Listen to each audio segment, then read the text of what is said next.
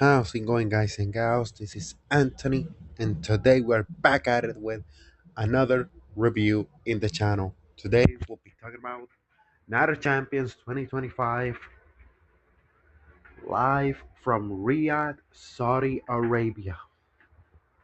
This show had some stuff that I really liked, had some stuff that I didn't like, some decisions that were the good ones, and some decisions that were not the correct ones.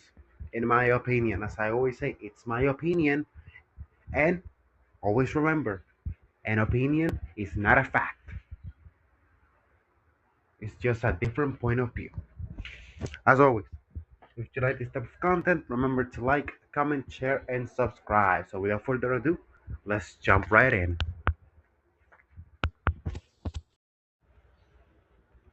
Surprisingly, the show kicked off with the King of the Ring finals between Randy Orton and Cody Rhodes.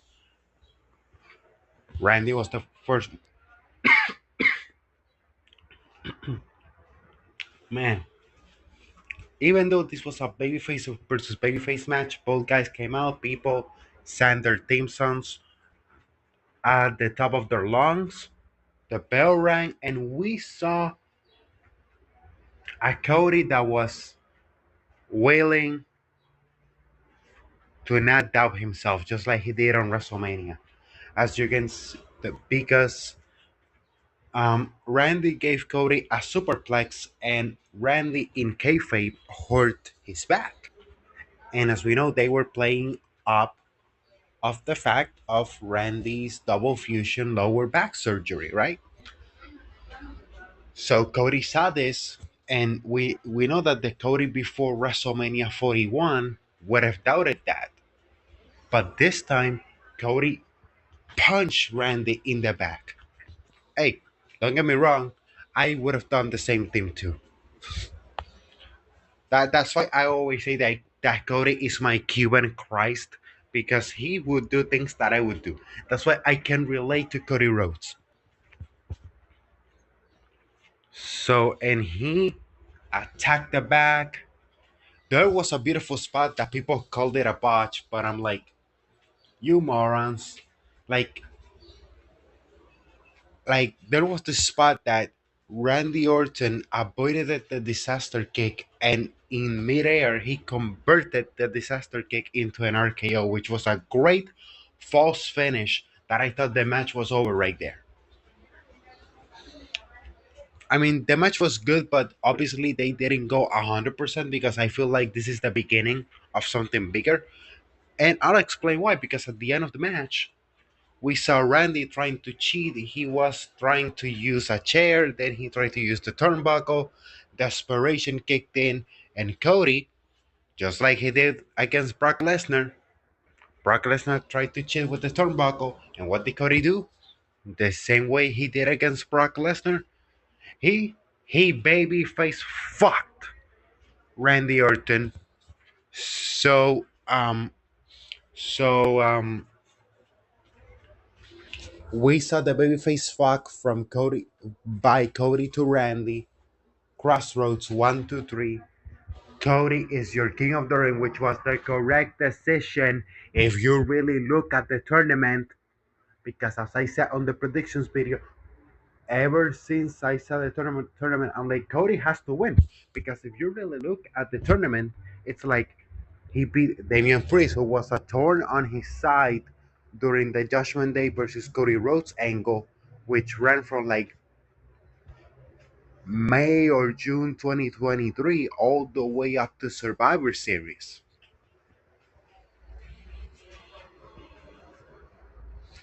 Shinsuke Nakamura was this mini feud that Cody Rhodes had before finishing the story in late 2023, early 2024.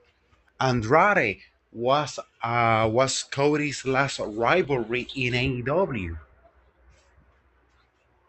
Then he beat Jey Uso, a guy that was a thorn on his side during the Bloodline days. Later, tag team partner, former tag team champions together. Even though it was only a 9-day reign, but they fought together against the Judgment Day. when Jay was looking for his redemption after all the damage he did with the bloodline. And finally, he beat Randy Orton, his mentor. He had to beat his past to create his future, which is a WWE Championship match at SummerSlam. So, by just looking at that, you know that Cody Rhodes was the right decision all along. Especially after Cody is celebrating in the ring and is getting interviewed, we see on the ramp, Randy Orton is mad. So we know after Cody wins at SummerSlam because he's winning the title back, there's no doubt about it. We know that his first rivalry is gonna be Randy Orton. The RKO is coming. The pancake is coming, which is also something that happened in the match. You saw Randy Orton trying to go for the pancake and he doubted himself. So we know that on the heel turn angle on the SmackDown after SummerSlam, he's gonna give the pancake. We know that much. So in a way, we can say that Randy's Randy versus Cody is like indirectly the first match confirmed for Clash at Paris. So we got at least one match indirectly confirmed for the Paris pay per view.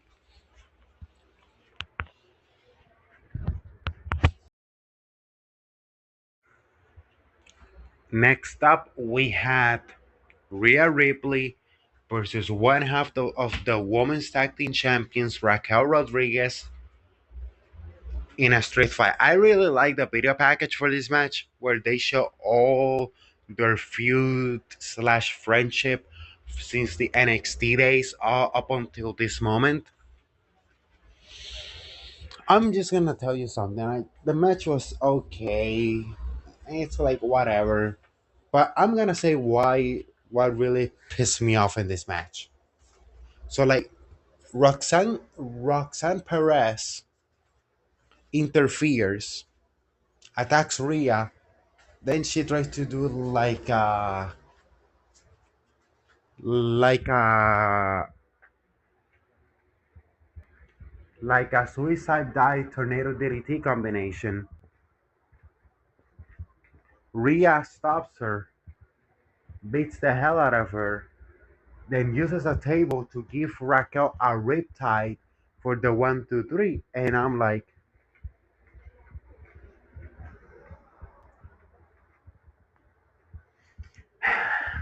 so Rhea Ripley by herself beat the hell out of the women's tag team champions.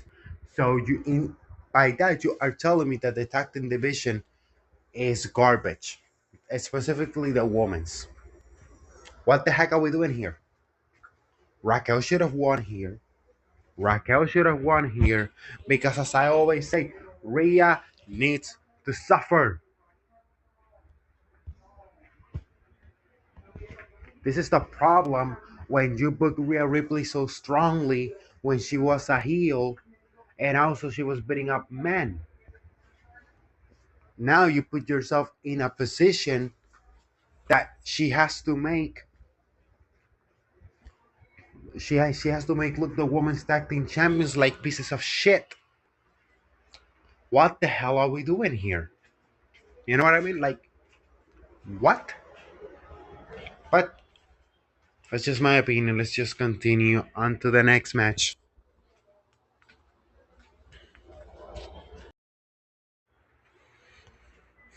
Another match that I thought was meh was Sami Zayn versus Karrion Cross. Hey, I love Sami. Sami is on he's already on his road to WrestleMania because it's pretty obvious that Sami Zayn is winning the 2026 Royal Rumble. I've said it since the night after WrestleMania. I said it on the Backlash predictions. I've said it since then.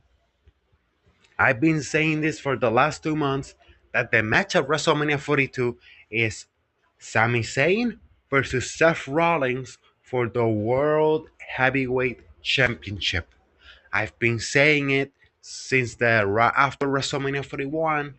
I've been saying it, so we know that He's winning the title on WrestleMania. The thing is, how do you make this year interesting? How do you make his road to WrestleMania 42 interesting? So now we have Karrion Cross who's been like this thorn on his side, trying to be the devil's advocate a la Sean O'Hare in 2003, trying to convince Sami Zayn to go heel.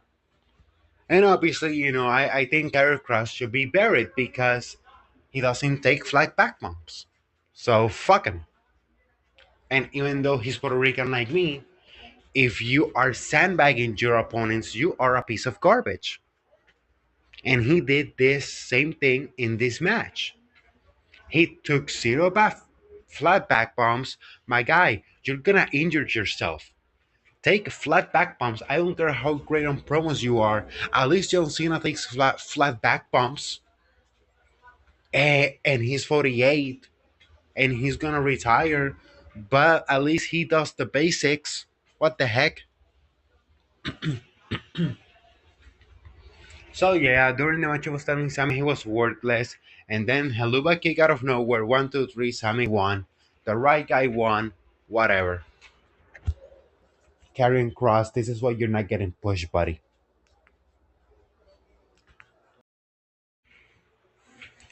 You guys know how I feel about Solo Sikoa. He doesn't have the it factor. He has no charisma, no personality as a heel. He had something going on as a babyface on NXT, and they squandered that because they they called him up to the main roster and put him on the bloodline day one. So like Jacob Fatu put over Solo Sikoa here. Solo Sikoa is the new United States champion. I've got nothing to say about this match except finally Hikuleo made his debut, but now he's gonna be called Tala Tonga. So at least that's something. And Tongaloa has come back from the torn bicep. So now we only need Tamatonga to come back, and the bloodline will have 5 members, right? Because it will be JC, Tamatonga, Tongaloa, Talatonga, JC Mateo, and Solo. And it appears that Jacob and Jimmy are like being the ones to go against this bloodline, right? So, man, just I know that the primary part of the bloodline story is already over, but we still have like the solo version of the bloodline still going on, and I'm like, man, it's been almost 5 years. Like some stables, like the bloodline, in my opinion, the solo version has overstayed its welcome. And it's mostly because of Solo Sikoa, but I'm happy for Hikula. He finally debuted, and I hope he does good. That I have nothing nice to say about this match. On the semi-main event, we got the Queen of the Ring finals between Jade Cargill and Asuka. SmackDown versus Raw. If Jade wins, she goes against Tiffany on SummerSlam. If Asuka wins, she goes against Io.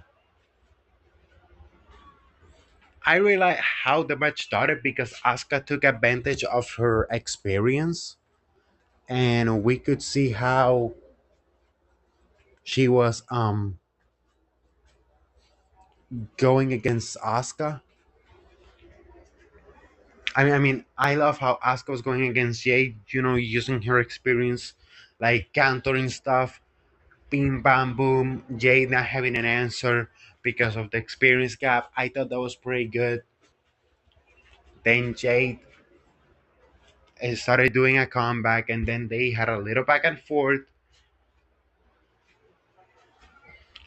Asuka was going for the Empress Impact, but then Jade countered into the Jaded for the 1, 2, 3.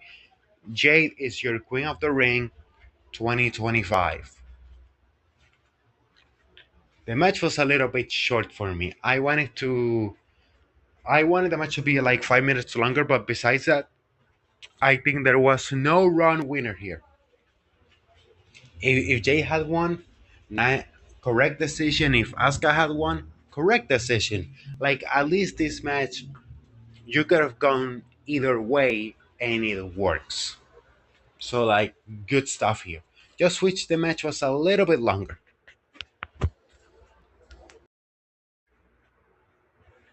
And on the main event, we got John Cena versus CM Punk. First of all, I love the Punkonomics segment on SmackDown. That was great. So now we can go talk into the match. CM Punk the day before apologized for his tweet that he made about the red liquid money in 2019/2020, right? So and also tremendous pop for like Punk when he came out. People chanting John Cena sucks during John's entrance, and finally the bell rang. And these do not know how to work with each other. Like they can do so little, but have the crowd so engaged in every little thing they do because they work together so many times before that it's like, okay, perfect.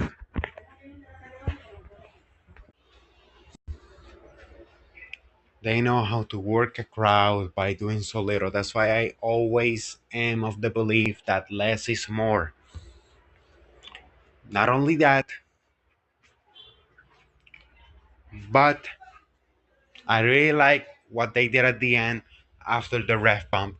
Seth Rollins came out trying to cash in. He had a little face off with Cena saying, "This is not personal. This is personal. You're trying to take my title." And they had a little back and forth. Bronson Reed and Braun Breaker attacking both Punk and Cena.